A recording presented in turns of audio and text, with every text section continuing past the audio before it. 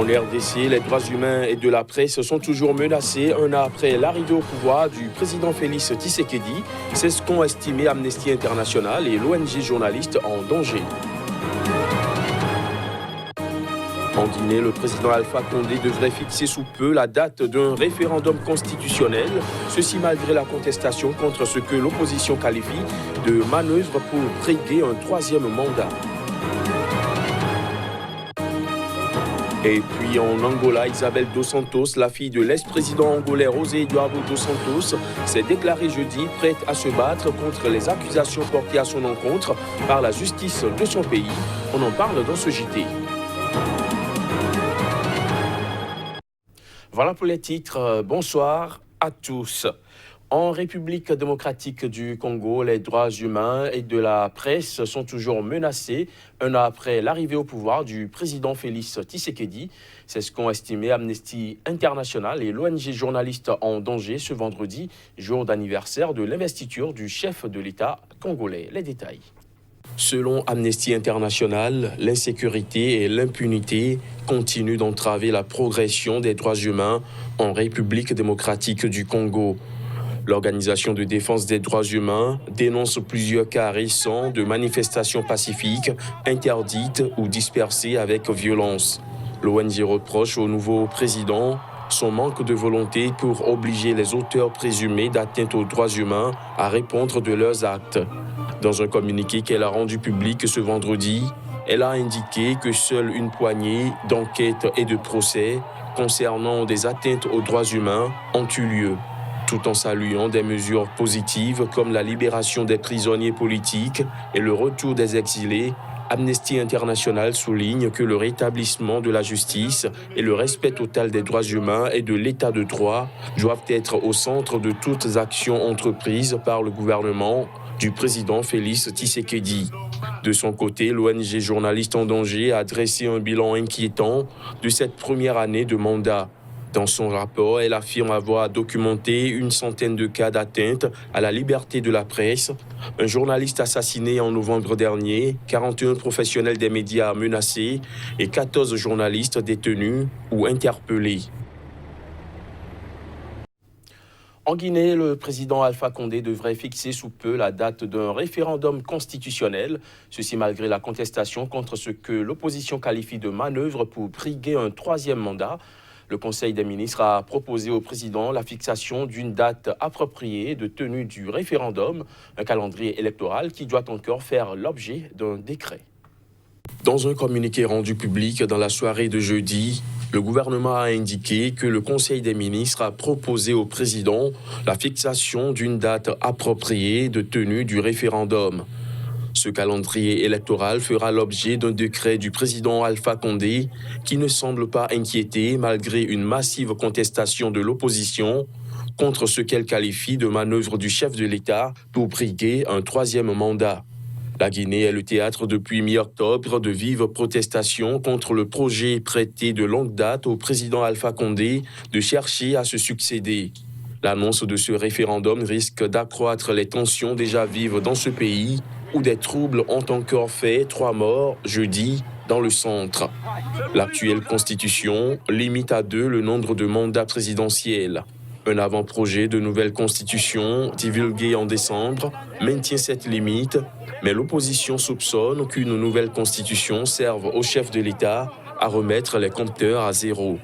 D'après une source proche de la présidence guinéenne sous couvert d'anonymat, le référendum pourrait être couplé avec les élections législatives prévues le 16 février prochain. Restons en Guinée, où 3 civils ont été tués jeudi au cours d'affrontements entre habitants et forces de sécurité à Labé, dans le centre du pays. Cette localité est l'un des foyers de la protestation en cours depuis 3 mois dans le pays. Des précisions à travers cet élément. Le collectif qui mène le mouvement n'avait pas appelé à la mobilisation ce jeudi. Mais les tensions sont demeurées fortes à Labé, livrées aux affrontements selon son maire. La ville est en ébullition depuis ce matin. Les populations se sont révoltées, a déclaré Mamadou Aliou Lali Diallo, jointe au téléphone. Il y a 2 morts par balle, a-t-il ajouté, estimant le nombre des blessés à au moins une dizaine et imputant des tirs aux forces de sécurité. Aucun commentaire n'a été obtenu de ces dernières. Une 3e personne a ensuite été tuée par balle selon la même source. Les forces de l'ordre ont tiré sur une ambulance et tué son conducteur qui partait dans une mosquée de l'abbé pour transporter le corps d'une des 2 précédentes victimes, a précisé le maire Diallo. Les organisations de défense des droits humains dénoncent un usage excessif de la force de leur part et une impunité quasi totale. La personne d'Alpha Condé est au cœur de l'agitation. Opposant historique qui connut l'exil et la prison, il a été le premier président démocratiquement élu en 2010, réélu en 2015. Son avènement a marqué l'instauration d'un gouvernement civil après des décennies de régime autoritaire et militaire. Mais depuis mi-octobre, un collectif de partis d'opposition, de syndicats et de membres de la société civile a fait descendre à plusieurs reprises des dizaines ou des centaines de milliers de personnes dans la rue. Ils réclament que Condé renonce au projet qu'elle lui attribue de se présenter fin 2020 alors que la Constitution limite à 2 le nombre de mandats présidentiels. À 81 ans, le président se garde depuis des mois de se prononcer clairement. L'ancien Premier ministre de Côte d'Ivoire, Guillaume Soro, qui fait l'objet d'un mandat d'arrêt accusé d'avoir préparé une insurrection civile et militaire, a déposé une plainte à Paris. Il s'agit là d'une plainte qui vise le procureur d'Abidjan.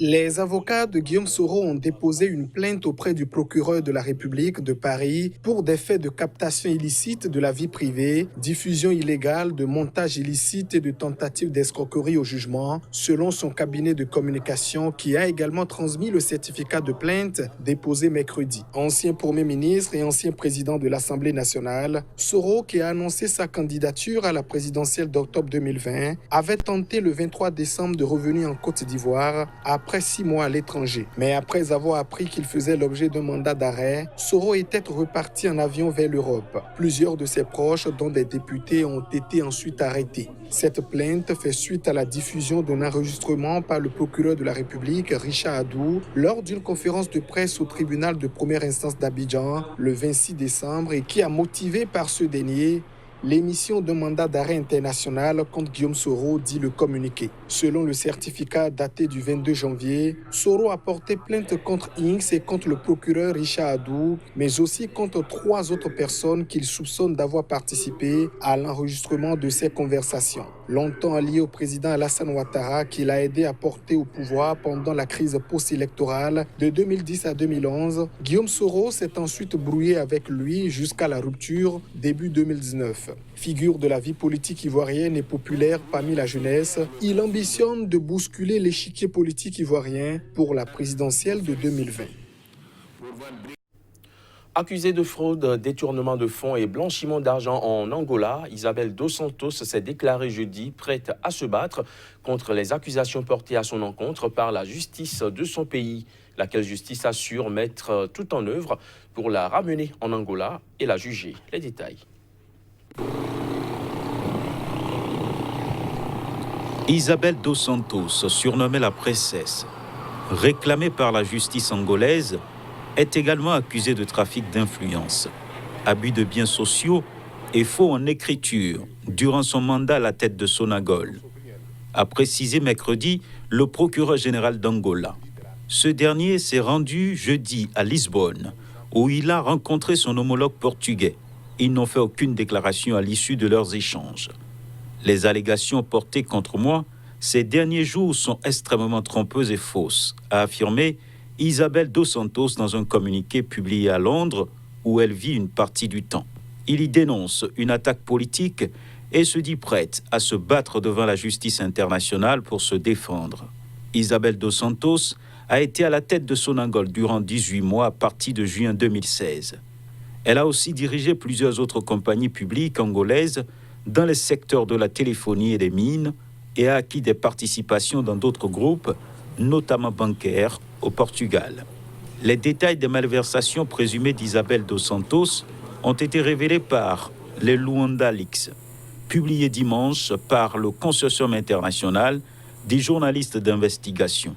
Le principal parti d'opposition, L'Union nationale pour l'indépendance totale de l'Angola, UNITA, a estimé, lui, que face à une corruption devenue inacceptable, le procureur agit dans le cadre du fonctionnement normal des institutions judiciaires. Celle qui fut proclamée première milliardaire d'Afrique par le magazine américain Forbes en 2013 avait dénoncé dès lundi auprès de BBC Afrique une chasse aux sorcières destinée à les discréditer, elle et son père. Ma fortune est née de mon caractère, mon intelligence, éducation, capacité de travail, persévérance, avait-elle poursuivi sur son compte Twitter. Les avoirs d'Isabel Dos Santos et de son époux Sindika Dokolo ont été gelés en Angola, deuxième pays producteur de pétrole d'Afrique subsaharienne, dont un tiers de la population vit en dessous du seuil de pauvreté. Cette affaire qui fait grand bruit à l'international suscite également toute forme de réaction à Luanda, la capitale angolaise. On écoute. En vérité, tout ce qui vient d'être publié n'est pas une surprise, puisque l'UNITA a toujours été en première ligne pour dénoncer les actes de corruption. Nous savons que c'est un système qui a été créé pour favoriser un groupe politique, pour favoriser une famille et certains groupes d'opérateurs économiques. Nous devons démanteler toute cette corruption qui s'est accumulée au cours des 44 années de gouvernance du MPLA.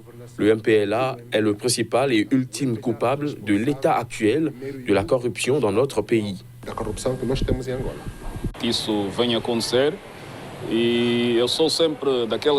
C'est arrivé et je pense que chacun doit être responsable de ses actes. En tant que journaliste, nous allons faire notre travail et rendre justice. Chacun doit assumer ses responsabilités. En Côte d'Ivoire, les expulsions des habitants vivant près de l'aéroport d'Abidjan ont commencé depuis jeudi. Cette mesure vise à créer un périmètre de sécurité autour de l'aéroport après la découverte le 8 janvier dernier du corps d'un enfant dans le train d'atterrissage d'un avion en provenance d'Abidjan à Roissy. Le constat est plutôt amer pour les occupants retardataires. Le sol est parsemé des restes des murs et de tôles de toit. Sous les arbres, des habitants regardent les tractopelles en action. À côté d'eux, des tas d'habits, une machine à coudre, une bouteille de gaz, des chaises en plastique ou des matelas en mousse sortis des maisons. Encadrés par un important dispositif aux policiers, les bulldozers ont commencé à détruire des zones à l'ouest de l'aéroport, rasant notamment l'aérocanal qui comptait plusieurs centaines d'habitants. La semaine dernière, les autorités ont annoncé la création d'un périmètre de sécurité, une bande de 200 mètres tout autour de la clôture de l'aéroport pour éviter toute nouvelle intrusion sur le tarmac. Des milliers de personnes vont être expulsées. Parmi les zones qui vont être rasées, le quartier d'Adjoufou qui compte environ 25 000 habitants, des écoles, des commerces et de lieux de culte. Avant de venir casser, normalement, ils devraient nous dire que voilà ça. Moi, ce qui est sûr, que nous accompagnons avec quelque chose pour aller prendre la maison. Maintenant, ils ont cassé. On n'a pas l'argent, on n'a rien. Mais qu'est-ce qu'on va... Ce matin, nous avons été pris, je peux dire, au dépourvu et nos activités d'élevage ont été violemment interrompues. La mort du jeune Laurent Batlémy Anéguibaï, retrouvé le 8 janvier dans le train d'atterrissage d'un avion à Roissy, a ému tout le pays.